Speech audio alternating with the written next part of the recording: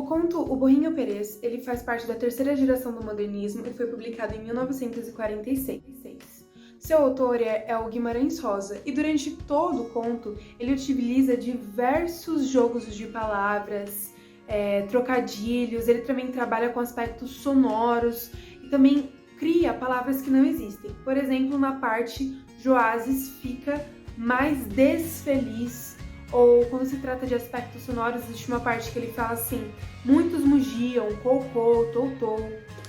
O personagem principal da história é o burrinho Sete de Ouros, né? E ele já é um burrinho mais velhinho, mais capenga, e o autor, ele personifica esse burrinho porque dá a ele diversas características humanas durante o conto. O enredo deste conto, ele se trata de um fazendeiro que é dono de muito gado e ele vai transportar o gado para outro lugar, e para isso ele precisa de alguns vaqueiros e que vão com ele. Só que tem um cavalo faltando, e por isso um dos vaqueiros tem que ir no Burrinho Perês. Mas isso é visto como uma humilhação, porque o burrinho já está velho e é um burro, é meio motivo de risada alguém ir num burro. Durante a viagem, eles têm que passar por um córrego e eles também vão contando diversas aventuras e histórias que eles viveram sendo vaqueiros. Por isso que essa é uma narrativa de encaixe, que é uma característica dos contos de Guimarães Rosa. A primeira vez eles passam por esse córrego tranquilamente, só que quando eles vão voltar, o córrego já está numa enchente, e quem está no burrinho é o Badu, que já está muito bêbado, ele está desacordado no burro, e ele agora tá com a mulher do Silvino, e o Silvino tá muito bravo com ele e quer matar ele. Só que, como o córrego está alto, está cheio, eles pedem pro burrinho na frente, porque o burrinho, teoricamente, não entraria num lugar onde ele não conseguisse sair. Então, ele vai na frente e os vaqueiros vão atrás em seus cavalos, só que devido à correnteza que estava muito forte, todos eles acabam morrendo. Inclusive o Silvino, que queria matar o Badu, que estava desacordado em cima do burrinho e nem percebeu que tudo isso estava acontecendo. Então o burrinho, ele se deixa levar pela correnteza, e quando ele vê que consegue, ele sobe e continua seu caminho tranquilamente, porque ele já tinha mais idade, já era um burrinho velho e assim mais experiente, por isso conseguiu passar por essa adversidade com mais facilidade e sabedoria, por ser mais velho, enquanto os outros vaqueiros não estavam valorizando ele. E o outro que consegue sobreviver é o Francolin, que consegue agarrar no rabo do burro e não ser afogado. Então é isso, muito obrigada. O conto Desatos de Sofia, que pertence à terceira geração modernista, foi publicado em 1971 pela Clarice Lispector.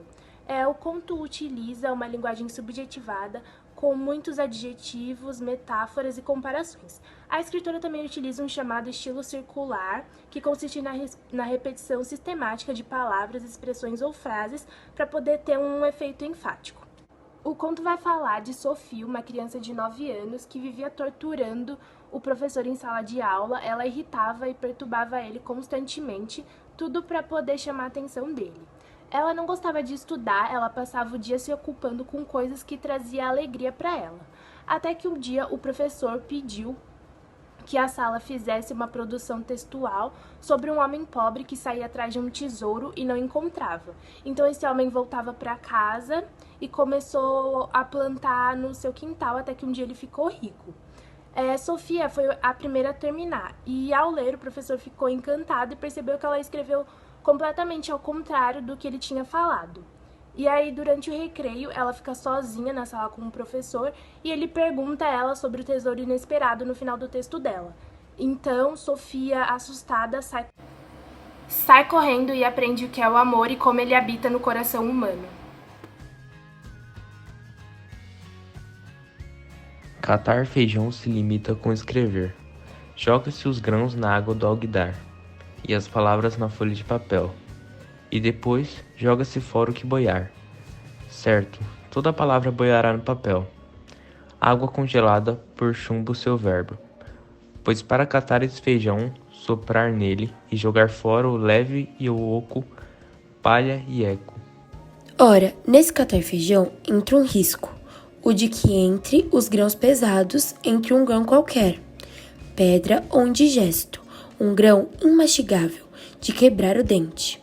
Certo não, quando ao catar palavras. A pedra dá à frase seu grão mais vivo, obstrui a leitura fluviante, flutal, assula a atenção, isca-a como um risco. Bom, no poema de João Cabral de Melo Neto, ele revela a sua intenção, porque ele tem como objetivo na construção do poema fazer uma referência do ato cotidiano, em que o escolher e o combinar eles são necessários na nossa vida. Ele diz que assim como o catador de feijões, ele seleciona os melhores grãos a fim de construir uma poesia que fale não pelo excesso, mas pelos argumentos que ele consegue trazer naquele poema. E ele acaba se desfazendo de tudo que for leve ou palha e eco, ou seja, o que foi dito que não interessa a repetição, mas sim a sua paixão e consciência que busca a originalidade.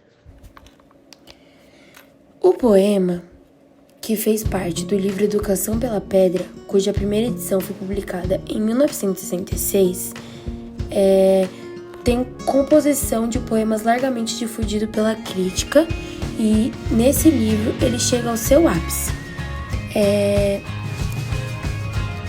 São 48 poemas escritos em 2 estrofes que muito se assemelham a quadros pictóricos, visualmente considerados. Ao longo de cada poema, atinge 16 ou 24 versos e seu universo temático sempre tendo a ver com o Nordeste e a Espanha, a condição humana e ao fazer poético. Tudo isso numa rede de inter-relações lucidamente arquitetada. Catar Feijão ele se apresenta em 2 partes, com a marcação da segunda delas com o número 2. Na primeira parte, o poeta descreve o que pode se denominar de ritual, comum no ato de catar feijão. A limpa é jogar fora o leve, o oco, a palha e eco. O que é a sobra? A sujeira, o eco, é porque o feijão ele fica no fundo. E já começa desde o começo do poema, de uma forma conotativa, o jogo poético dele, já começando pelo título, Catar Feijão.